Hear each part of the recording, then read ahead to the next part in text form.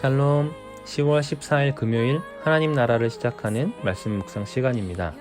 오늘 우리에게 주신 말씀은 사무엘하 15장 24절에서 37절입니다. 젊은 삼누리 삼순 박정훈 양미의 집사님과 두 분의 예쁜 세자녀 틴지의 소명이, 키지의 찬민이, 찬영이, 이 가족이 말씀을 봉독해 주시겠습니다. 보라, 사독과 그와 함께한 모든 레위 사람도 하나님의 언약궤를 메어다가 하나님의 궤를 내려놓고 아비아달도 올라와서 모든 백성이 성에서 나오기를 기다리도다. 왕이 사독에게 이르되, 보라, 하나님의 궤를 성읍으로 도로 메어 가라. 만일 내가 여호와 앞에서 은혜를 입으면 도로 나를 인도하사 내게 그 궤와 그 계신 데를 보이시리라. 그러나 그가 이와 같이 말씀하시기를 내가 너를 기뻐하지 아니한다 하시면 종이 여기 있사오니 선이 여기시는 대로 내게 행하시옵소서 하리라. 왕이 또 제사장 사독에게 이르되, 내가 선견자가 아니냐? 너는 너희의 두 아들 곧 내 아들 아히마아스와 아비아달의 아들 요나단을 데리고 평안히 성읍으로 돌아가라. 아멘. 일전에 설교 중에 담임 목사님께서도 한번 언급하신 적이 있는데요. 2006년 김동호 목사님께서 시작하셨던 천국의 열쇠 첫 번째 설교에 보면 목사님께서는 하나님과 식과 법을 고집할 때 그 삶에 얼마나 놀라운 비밀을 깨닫게 되는지 성도들이 경험하면 좋겠다라고 설교하셨습니다. 매우 강력하고 반복해서 김동호 목사님은 이것을 강조하셨는데요. 본인은 이미 깨달은 하나님의 식과 법을 고집할 때 하나님께서 어떻게 인생을 이끌어 가시는지를 우리 높은 뜻 교회 성도들도 경험하면 좋겠다라고 강력하게 말씀하셨습니다. 오늘 본문에서 다윗은 하나님의 식과 법을 따를 때 하나님께서 어떻게 인생을 끌어가시는지를 우리에게 보여줍니다. 다윗은 자신의 아들 압살롬에게 배신을 당했습니다. 압살롬이 반역을 일으켜 왕의 자리를 빼앗고 아비인 자신을 죽이러 예루살렘으로 쳐들어왔습니다. 이 예상치 못한 일에 당황한 다윗은 황급히 예루살렘 성을 빠져나왔습니다. 그렇게 정신없이 빠져나와 기드론 골짜기에 이르러서야 비로소 자신과 함께 나온 일행들을 살펴보았습니다. 그리고 보니 매우 고맙게도 대제사장 사독과 레위인들은 무거운 언약궤를 지고 거기까지 따라온 것을 보았습니다. 그런데 그것을 본 다윗은 대제사장 사독에게 이 언약궤를 들고 다시 성 안으로 들어가라고 명령합니다. 이 장면이 참 특별한데요. 이 특별한 이유는 이스라엘 백성들에게 언약궤가 매우 중요한 의미였기 때문입니다. 언약궤는 곧 하나님을 상징합니다. 즉, 언약궤가 있는 곳은 하나님이 함께하는 곳입니다.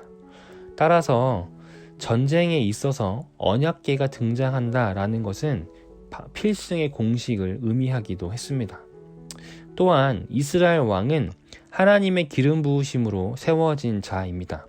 따라서 언약궤가 함께 한다는 것은 곧 왕권을 의미합니다. 우리나라나 중국과 같은 동북아시아에서 옥새를 가지고 있는 것이 곧 왕, 황제임을 의미하는 것과 같은 의미입니다. 따라서 그 긴박한 상황 속에서도 언약궤를 메고 따라온 사독과 레위인들에게 다윗은 고마움을 표해야 할 상황이었습니다. 압살롬이 아무리 예루살렘을 정복한다 해도 언약궤와 제사장들이 없으면 그것은 진정한 왕권을 얻었다라고 볼 수 없기 때문입니다. 반대로 비록 예루살렘 성을 빼앗겼지만 어디에 있든 다윗은 언약궤와 함께 있다는 것만으로도 변함없는 왕권을 갖고 있음을 의미하고 언제든 그 전세를 뒤집을 수 있는 힘을 갖게 되는 것입니다. 그런데 다윗은 이것을 거부합니다.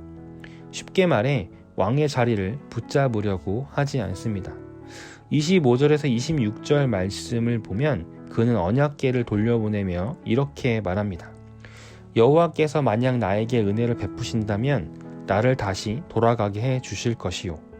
여호와께서는 언약궤와 예루살렘을 다시 볼 수 있게 해 주실 것이요. 그러나 주께서 나에게 은혜를 베푸시지 않는다 해도 어쩔 수 없소.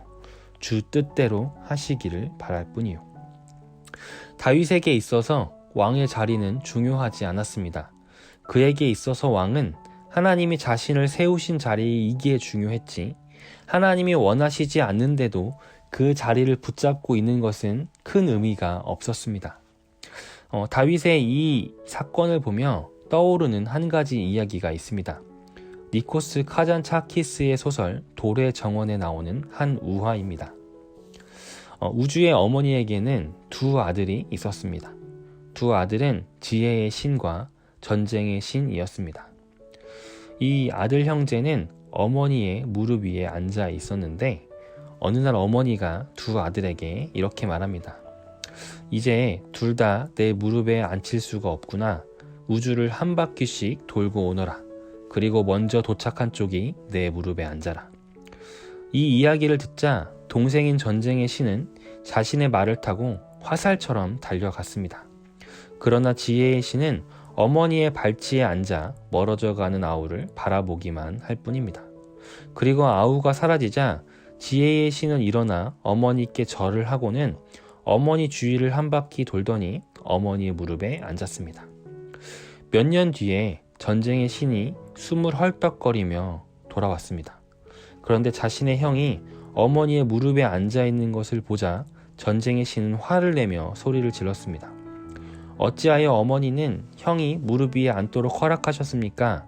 형은 여기서 꼼짝도 하지 않고 있었을 텐데요. 그러자 어머니는 이렇게 대답했습니다. 아들아, 중요한 것은 우주를 도는 것이 아니라 우주의 중심을 도는 것이다. 오늘 본문에서 다윗은 이 우화에 나오는 지혜의 신과 같았습니다. 그는 무엇이 중요한지 알았습니다. 온 우주를 도는 것보다 우주의 중심을 도는 것이 중요함을 알았습니다. 온 세상의 왕이 되는 것보다 하나님이 주인 되심을 고백하는 것이 중요함을 알았습니다. 나에게 왕은 중요하지 않아. 하나님이 세우지 않으면 왕은 나에게 의미가 없어. 왕의 자리보다 하나님의 뜻대로 되는 것이 더 중요해. 왕의 자리는 없어도 되지만 하나님은 내게 없어서는 안 돼. 다윗은 이런 고백을 하고 있었습니다. 그는 미천한 양치기 출신이다가 사실 많은 죄를 지었습니다. 그럼에도 불구하고 하나님께서 칭찬하신 이유가 바로 이것입니다. 대단한 사람, 많은 일을 하는 사람이 되기보다 그는 늘 어느 상황 속에서든 하나님을 중심에 둔 사람이었습니다. 찬송가 94장은 이런 고백을 합니다. 주 예수보다도 귀한 것은 없네. 이 세상 부귀와 바꿀 수 없네. 영 죽은 내 대신 돌아가신 그 놀라운 사랑 잊지 못해. 다윗은 이 찬송의 고백을 하며 살았습니다. 그리스도인은 세상과는 다른 가치를 추구하는 사람들입니다. 이를 우리 높은 뜻 교회는 하나님의 식과 법을 고집하는 교회라고 명명합니다. 세상은 왕이 되라 말합니다. 높은 사람, 훌륭한 사람, 돈 많이 벌고 대단한 사람이 되는 것이 가치 있는 거라 이야기합니다.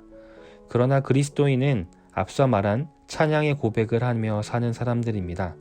다윗과 같이 왕의 자리보다 하나님의 뜻대로 살길 원하는 사람들입니다. 높은 뜻 우신교회 성도님들, 왕의 자리보다, 세상의 성공의 자리보다 예수님과 함께하는 예배의 자리를 가장 소중히 여기시며 살길 바랍니다. 세상의 대단한 사람, 성공하고 높은 지위의 사람이 되는 것보다 주님의 자녀됨을 가장 기쁘게, 값지게 여기시며 살아가시기를 바랍니다. 그렇게 하나님의 식과 법을 고집하며 살아갈 때 하나님께서 어떻게 나의 삶을 인도하시는지 그 놀라운 신앙의 비밀을 경험하게 되는 우리 모두 되면 좋겠습니다. 그런 오늘 하루 되면 좋겠습니다. 같이 기도하겠습니다. 거룩하신 하나님, 세상이 아닌 하나님을 중심에 두며 살아가는 우리 되게 하옵소서. 세상의 방법이 아닌 하나님의 식과 법을 따르며 살게 하옵소서. 그리하여 오늘도 각자의 삶에서 하나님께서 인도하심으로 문제를 풀어가시는 그 놀라운 은혜를 경험하게 하여 주시옵소서. 예수님의 이름으로 기도드렸습니다. 아멘. 말씀을 마쳤습니다. 오늘 하루 가운데 함께 하실 그 주님을 묵상하며 기도의 자리로 나아가도록 하겠습니다.